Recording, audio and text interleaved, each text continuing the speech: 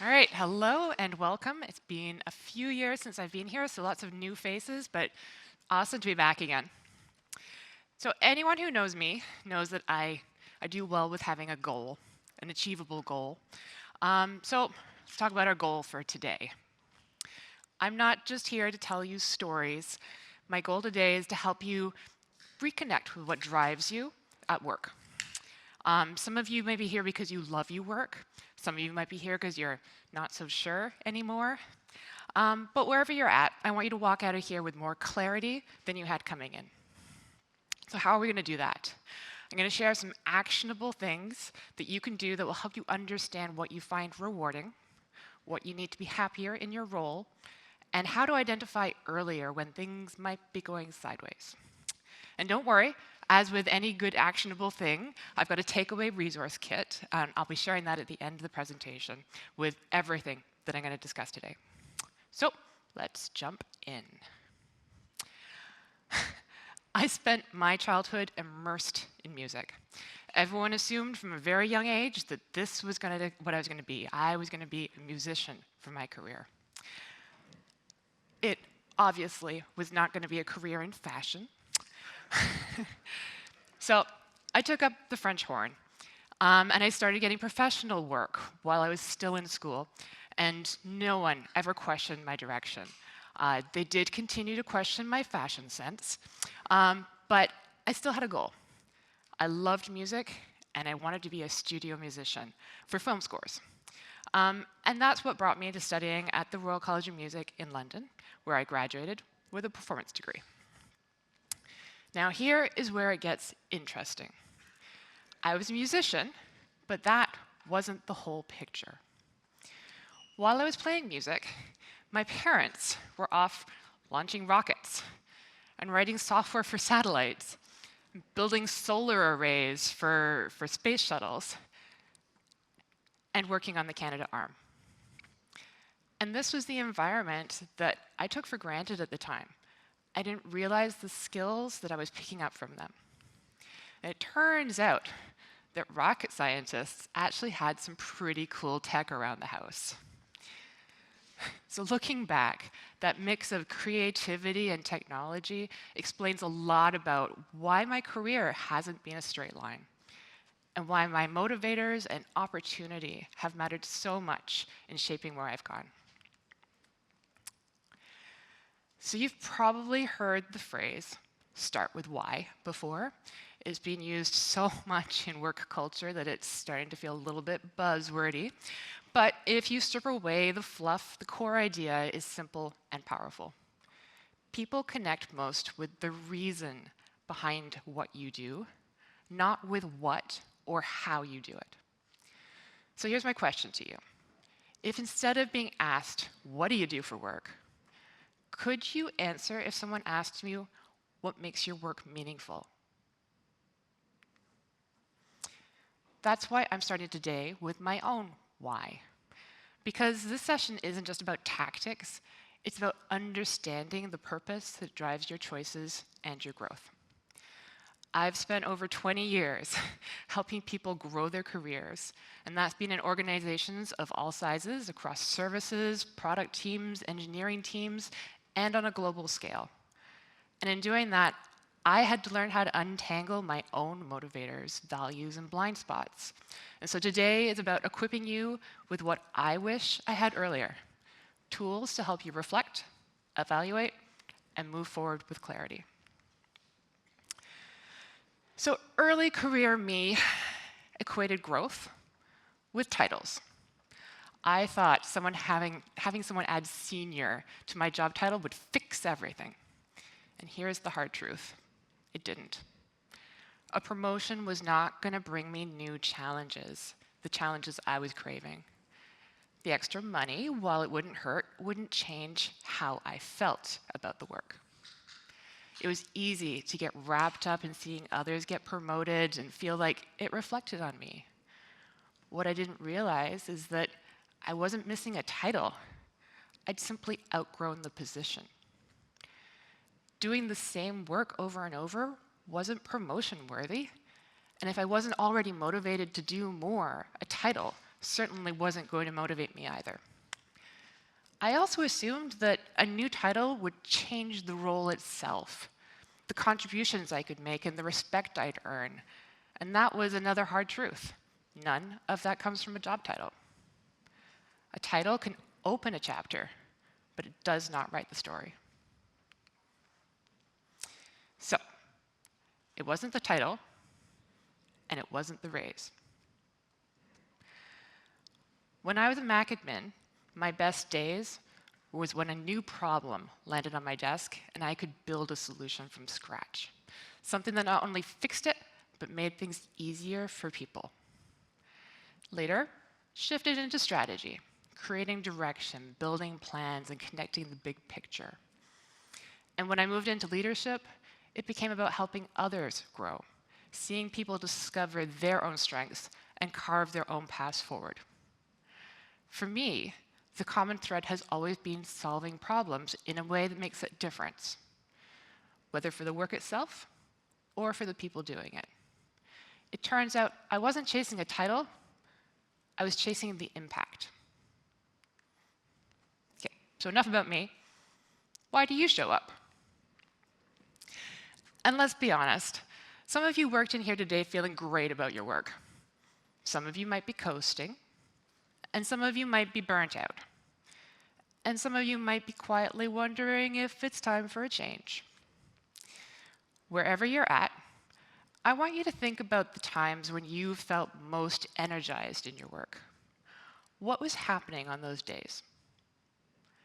When was the last time you were genuinely excited to start your day, and what gave you that energy? This isn't about your task list. It's about those moments when you felt proud of what you'd accomplished at work. Now here's where my story took a little bit of a plot twist. It was the point where everything I'd been working towards suddenly felt wrong. I'd spent my whole life chasing the goal of being a professional horn player. And then I found myself at an audition, looking over, and realized that one of the other candidates auditioning for that same job was my professor. And that hit me hard. Is this the life I wanted? It didn't feel exciting. Honestly, it was frustrating. It was off-putting. And it was depressing. In that moment, I didn't feel like I had a choice. Staying on that path felt like a road that would only lead me to more frustration and less fulfillment. But the alternative wasn't clear yet either. The choice to do something different didn't show up with a lightning bolt. It wasn't clarity on the day. It came later, slowly, as I opened myself up to new ideas and possibilities after realizing the plan I'd been chasing wasn't going to deliver what I thought it would. And the hardest part wasn't knowing that I needed a new chapter. It was sitting in that uncomfortable gap before I could even imagine what that chapter might be. After that turning point, I started to realize something important. Careers don't move in neat, straight lines. I used to think that growth meant taking a single route.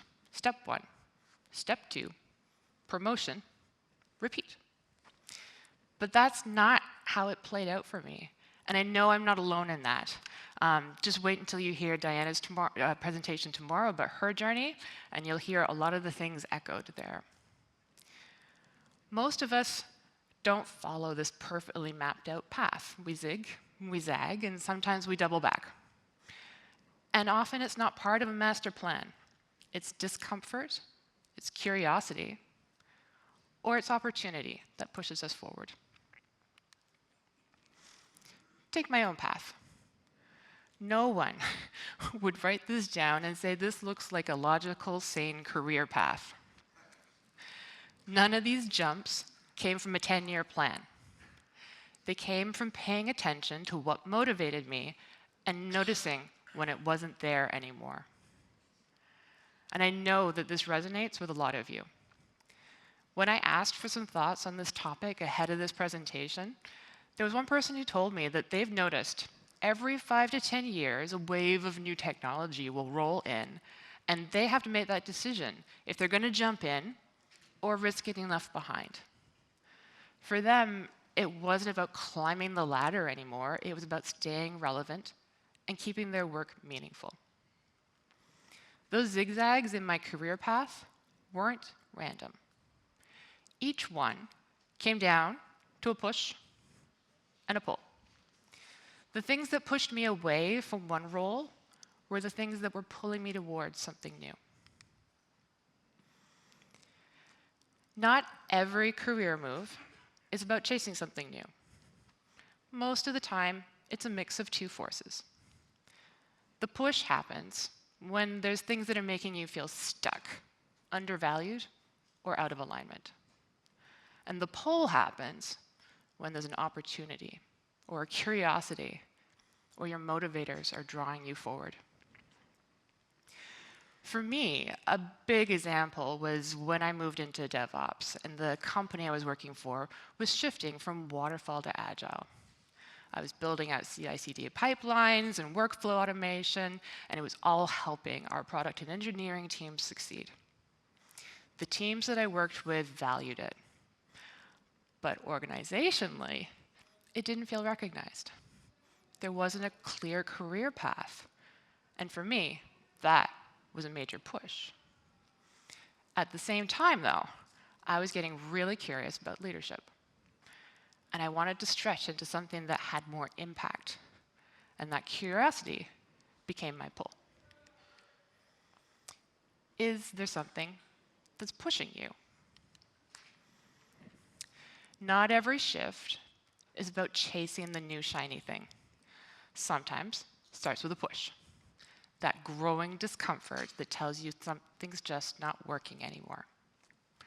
Can show up as friction or a frustration or a sense that things don't quite fit. Maybe you're not sure why you feel off, just that it's persistent. These pushes are often the early signals. They're not loud, they're not dramatic, but they're steady. And I do want to pause and chat about one of these specifically, and that's burnout. I'll admit, I have a little bit of an eye roll reflex when I read burnout in headlines because it gets talked about a lot and, quite honestly, sometimes a bit too casually. But it's also why we miss it. It doesn't get identified in a performance review or flagged in an HR check-in. It's showing up in your group chat. It's in the sarcasm. Is the jokes about being too tired to care and the "what even is this project" cynicism that everyone nervously laughs at. You start pulling back from the things that you once cared about. Not dramatically, just withdrawing. Your tasks feel heavy, conversations feel flat. Even the stuff outside of work doesn't recharge you in that same way anymore. And no amount of to-do hack lists or yoga apps are going to fix it unless you address what's underneath. The longer that this burnout goes unaddressed, the harder it is to imagine what a healthier alternative might look like. And while we're here, I do want to talk to the people leaders in the room about this too. This is where your awareness really matters. Burnout rarely walks in the front door and announces itself. It shows up as silence, a missed deadline, disengagement, or a shift in tone. It's easy to write that off as laziness or a poor attitude, but it's rarely the whole story. So speaking of a story, someone close to me was managing a team where they noticed that just one of their employees was disengaged and not really giving everything that they had to the role anymore. And he seemed bored. And after a little bit of exploring, it turned out the employee wasn't just seeing a challenge anymore in their work. It felt like they were just doing the same thing over and over again. Now, this employee was in a role where they were mostly supporting education customers, and the manager actually had an opportunity to give them a new challenge and changed the responsibilities within their role to support enterprise customers. So was it a turnaround overnight? Well, no. But the difference in a couple of months after the initial discomfort and learning curve was remarkable. It was like the spark of a brand new employee was back again. They were eager to learn new things and try different approaches. The act of recognizing the disengagement and identifying what was going on allowed this manager to re-engage their employee. And while the initial signs could have led the manager to assume burnout, they dug a little bit deeper and found disinterest and boredom. The key difference is disinterest usually lifts when the work changes or something new sparks engagement. Burnout doesn't. Burnout lingers, even when the environment shifts. So if someone on your team feels like a dimmer version of themselves, don't jump to the performance review talk. Get curious, genuinely curious. Ask about their energy, not just their deliverables. Try asking, what part of your work is giving you energy right now? What's starting to feel heavy or unsustainable? And that's how you open a door. You're not demanding a label or creating a diagnosis. It's about noticing patterns and showing up as a human first, manager second. Okay, we're going to shake off the burnout because we're done with that. And here's the thing. It's not always about what's draining you. It's also about what's missing, what's not showing up to pull you forward. And honestly, this slide is way more interesting to talk about, and it's where curiosity lives. It's the what ifs and the could I actually do that? So let's head in that direction, back into the stuff that lights a spark. Not every shift is about escaping something that's quietly draining the life out of you. Sometimes it's about starting something that's tugging at you, something that feels more right. You start noticing you're curious again. You find yourself leaning in when certain topics come up or itching to solve a problem that's technically not your job yet. Maybe it's less of a plan and more of a vibe, or you catch yourself wondering, what if I worked on that? Or what if I did that thing? It doesn't have to be flashy, and it's often subtle, but it sticks with you. Push and pull love to team up. One of them leaves you watching the clock at 10 a.m., and the other one shows up at 2 a.m. whispering, hey, you up? And this is where things get practical. If you're not sure whether you're being pushed, pulled, or both, write it down. Seriously. Keep a log. Not as a homework assignment. Just do it when something hits you. It's like that thing you can't stop thinking about at 2 o'clock in the morning. Notice the moments when something grates and the moments that make you sit up a little straighter, and ask yourself, what drained me this week? What lit me up, even just a little bit? You don't need to have all the answers, but the act of noticing is the point. And this stuff is personal, but it's your data. And like any good data, patterns start to emerge once you collect enough of it. All right. So you've started noticing what's draining and what's energizing. Now the question becomes, why do those things hit the way they do? Why does one task make you feel flatlined and the other one wakes up your brain like a double espresso? It's not random. That's your motivators kicking in or being totally ignored. So let's dig into that. We've all had moments like this. You're not flailing, you're not lost, you're just stuck. Road behind you makes sense, but the one ahead is foggy. There's no signs, there's no map, and definitely no GPS. And maybe you've been told, you're doing great, just keep going. But going where? And that's what this feels like. It's when those questions creep in. Does this even matter? Did we all just stop trying? They sound like frustrations, but they're actually clues. Clues that something important, something motivating, might be missing. And that's where the deeper work starts. So let's figure out what's really driving you or what should be. Those signpost moments, they're not just venting, they're cues. Sorry, they're clues. They're tiny flares that your brain sends up saying, hey, something that matters to you is missing. And we're not talking about surface level frustration. This is the part where we shift from symptoms to root causes. It's where your motivators come in, and not corporate buzz-style word motivators. I'm not talking about the stuff that, I'm really talking about the stuff that fuels your focus and your energy and your staying power. And they're not like feel-good things like passion or purpose. Sometimes it's fairness. Sometimes it's having control over your own work. Sometimes it's just wanting to fix something that's broken. Once you can name what's missing, you can start to do something about it. Otherwise, you're just left staring into the fog, hoping that the road appears. So let's map it out. This is where I live now. This is my actual home turf of Vancouver Island. Today, it's standing in for your landscape of what drives you. Each area is a different motivator. Some people might feel at home in Autonomy Bay, and others are looking for a detour over into Achievement Heights. Or maybe you're stuck in the recognition desert, waiting for someone to notice. And here's the thing. Just like any real map, what looks close together for one person feels miles apart for another. Take leadership. For you, that might mean leading others. For someone else, it's being led well.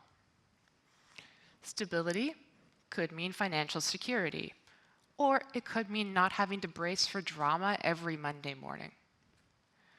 The labels don't matter nearly as much as what they mean to you, so don't get hung up on the labels. We're going to walk through these together, and I'll share some ways that they've shown up for me and for some people that I've worked with. So here's how I use this with people and how I'd love for you to think about it for yourself.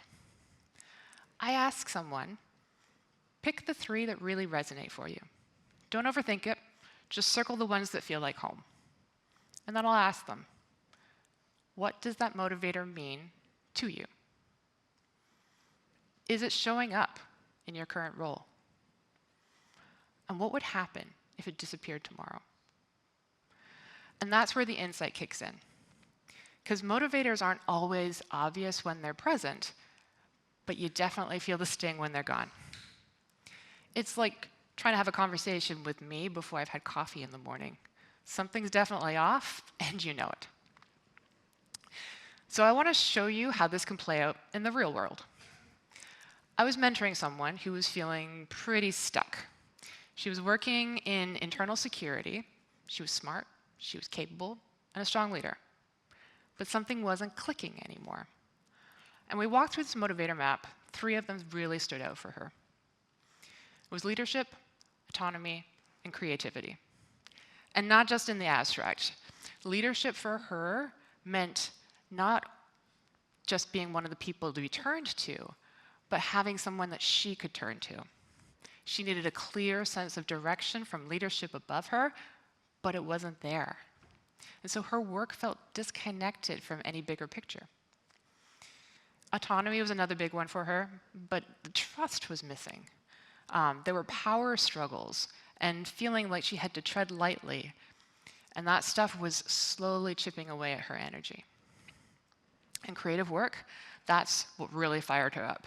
She lit up when she was talking about designing better ways for people to interact with security. The big ideas and the long-term vision were engaging her brain, not just ticking boxes. And those motivators told us a story. It was not just about what was missing, but where she could go. So fast forward, she started building relationships with the product teams where she was working, and she leaned into the strategy side of things. And eventually, it allowed her to make a shift into product management. Today, running her own company, and that motivator map still guides her. Now, these are my personal motivators. And something really interesting started to show up once I'd identified my own motivators. At the time, I was building a new team and making decisions about structure and direction. There were some people I was working with at the time, and it felt like it just clicked.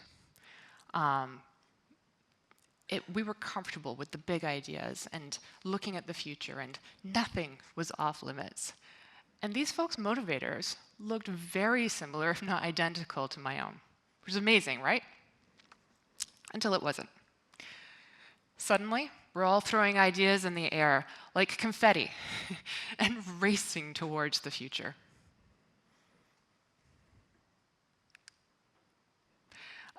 Nothing was off limits. These folks, excuse me, you miss a click and then everything falls apart. It's just, yeah. So we're going to do the confetti first. Yep, the words went in confetti. Now, I keep talking and then we'll get there. All right, so it wasn't until that we had bad ideas or were bad at our jobs. It was because we'd stacked the same motivators together. And we weren't just dysfunctional, we were homogenous. Just move on from that slide. It was really bad builds. All right. So, what do you do when your team is full of high-achieving, big-thinking, future-obsessed strategists and absolutely no progress is being made? You go write the documentation. And that's what I did. I sat down and created a user manual, not for a tool or a process, but for me. If you think about it, we document our code, our processes, and our systems, but we expect people to figure out how we work through trial and error. And that's inefficient at best and frustrating at worst. So I called it my guiding principles. It covered everything from what motivates me to how to give me feedback, and my relationship with time, which might be a little bit fluid, although not as fluid as the airlines and getting me here this week. So, while I have always worked through the understanding of my motivators on my teams, one-on-one, encouraging sharing within the team really had a huge impact. As a manager, I started seeing patterns. People would clash, not because of skill, but because of mismatched expectations. One person thrives on structure and deadlines, and another wants the space to ideate freely. The user manual surfaces all of that. It makes things explicit early on, and that clarity saves so much frustration for everyone. So if you're leading a team, this isn't just a personal exercise. It's a leadership tool. Now, what's in this manual, you might ask? Here's the first few sentences of my personal guiding principles. People are complicated. There are so many things going on in all of our lives, both at work and outside of work.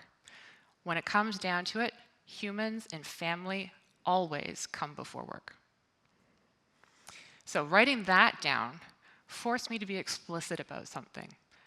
It was something that I believed, but I hadn't articulated it well. It set expectations for both me and my team. It became a filter for all of our decisions. Here is my next section. I'm a big picture person. I will tend to think more logically than emotionally, and this can get me into trouble when the big picture involves humans. I like seeing efficient processes, and I will seek out ways to streamline and simplify. Now, if you notice what this does, it explains behavior that might otherwise seem dismissive or impatient, and it's not an excuse, it's context. And that point about humans, that's actually me acknowledging one of my blind spots. The next section probably saved months and months of confusion. I wrote down, if we discuss something and you can't tell if it's simply a discussion or there might be an expected deliverable from it, request clarity. Just ask. And that came directly from seeing team members stress about whether my random thoughts were assignments and disappearing down rabbit holes. And once I wrote it down, it gave everyone permission to ask without it feeling awkward. I also included my friction points. And this is what I wrote. I have a tendency to move quickly and will sometimes create friction when moving faster than others want to. If you catch me creating friction where there doesn't need to be friction, call me on it. And again, this wasn't about excusing behavior, it's about creating accountability.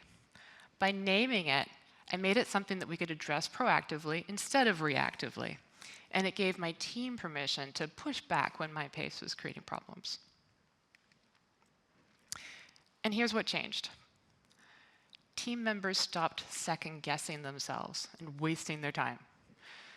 They knew when I was thinking out loud versus giving direction, and they understood that my drive for efficiency wasn't a personal criticism. And more importantly, it opened the door for them to share their own operating instructions. And suddenly conflicts that seemed like personality clashes became logistic problems that we could all solve. All right, your turn. You intrigued enough to try it? This is an example of a template that you can start with to write your own personal user manual.